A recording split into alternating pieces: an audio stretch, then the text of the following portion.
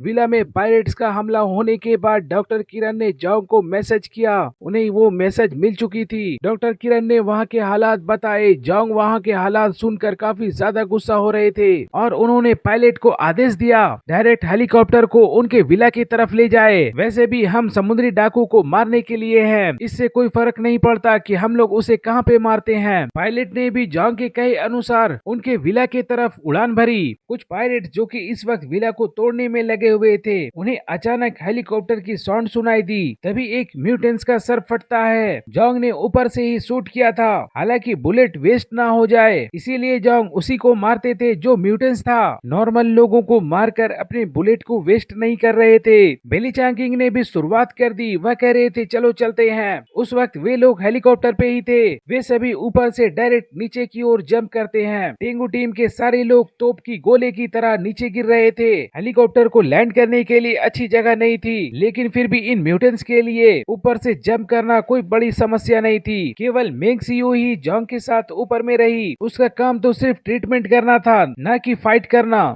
यहाँ तक कि शिकिंग भी हुआ में सवार थी, बैटल में उतर गई थी। वह जिस ओर इशारा करती थी उस ओर पायरेट्स आपस में ही एक दूसरे को मार दिया करते थे। जॉन्ग भी उसे देख रहे थे। अगर उसके आसपास कोई खतरा महसूस होता तो वह तुरंत उसकी मदद करते। विला के आसपास 100 से ज्यादा पायरेट्स थे, उनमें से 5 तो म्यूटेंट्स थे। जब वे लोग ऊपर से उतरते हुए बहुत सारे फाइटर्स को देख रहे थे तो भी तियानलोंग पायरेट्स के लोग डरे नहीं थे, बल्कि उन लोगों ने अपने वेपन्स उठाए और गोलीबारी करना स्टार्ट कर दिया। बेली चांगिंग भी तैयार थे। उन सभी आने वाले गोलियों को रोक लिया गया। उन्हें इन सभी गोलियों से कोई फर्क नहीं पड़ रहा था। बेली चांगिंग के एक ही हमले से सामने की ओर दर्जनों पायरेट 2 टुकड़ों में कट गए। बेली चांगिंग खुद काफी ज्यादा कंफ्यूज थे और कह रहे थे क्या समुद्री डाकू इतना ज्यादा कमजोर हैं? तभी एक व्यक्ति बेली चांगिंग की ओर अटैक करने के लिए आ रहे थे। जैसे ही उन्होंने कहा भाड़ में जाओ, वैसे ही एक बुलेट काफी तेजी के साथ आकर उसके सर से टकराती है। पट से हेड शॉट और उसका भी काम तमाम हो गया। बेली चांगिंग ने ये देखा कि उसे मारने आ रहे व्यक्ति को जॉन्ग ने मार दिया है। वह इस तरह की सेटिंग शूटिंग देखकर काफी ज्यादा शौक में थे। ज्यादा वक्त नहीं लगा, विला के आसपास जितने भी पायरेट्स थे उन सभी को मार दिया गया और जितने भी सुपर पावर वाले म्यूटेंट्स थे उन सभी को तो जॉन्ग ने मार दिया। तभी जॉन्ग और मेंग सियो भी हेलीकॉप्टर को नीचे लैंड कराते हैं। पायरेट्स में एक पायरेट्स को नहीं मारा गया था, उसे जिंदा पकड़ा गया था। मेंग सियो ने उसे सत्य सीरम का इंजेक्शन लगा दिया और कह रही थी अब इससे कुछ भी पूछ सकते हैं। बेली चांगिंग कह रहे थे मुझे बताओ आपके कितने लोग हैं, आपका लीडर कौन है और वह कितना पावरफुल है। वह पायरेट्स बता रहा था मुझे तो ये नहीं पता कि हमारे एग्जैक्ट कितने लोग हैं, लेकिन हमारा लीडर अभी चाओ बेस के बंदरगाह में है। उनका नाम कैन्यूट है जो कि 4th डिवीजन के कैप्टन है। तभी जॉन्ग आते हैं। वह भी पूछ रहे थे चौथी टीम की स्ट्रेंथ कितनी है। वह पायरेट्स हंसने लगा।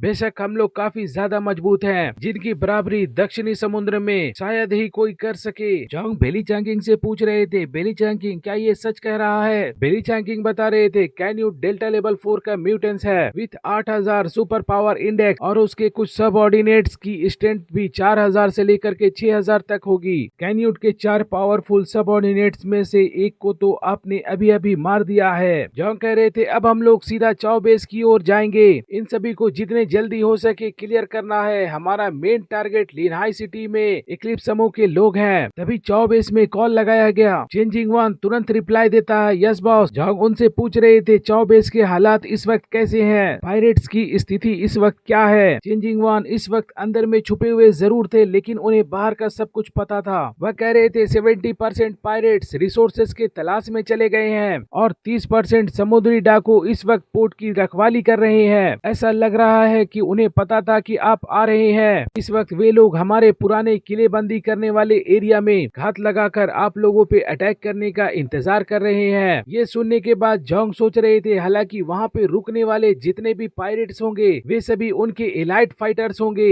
अगर हम उन सभी को खत्म कर देंगे तो तियाने सिटी का क्राइसिस भी जल्द ही सॉल्व हो जाएगा। आज की एपिसोड तो यहीं तक थी और मैं जानता हूँ ये स्टोरी आपको पहले से पता थी, लेकिन एक बात ये भी होती है कि नोवेल के चैप्टर्स जैसे जैसे आगे के एक्सप्लेन किए जाते हैं उनकी वीडियो और ऑडियो की सिंक्रोनाइजेशन परसेंटेज कम होती चली जाती है। इसीलिए आप भाइयों के लिए डेली एपिसोड भी इसी तरह से आते रहेंगे। वीडियो पसंद आए तो कृपया लाइक और कमेंट कर दिया करें, साथ में चैनल को सब्सक्राइब करना ना भूलें।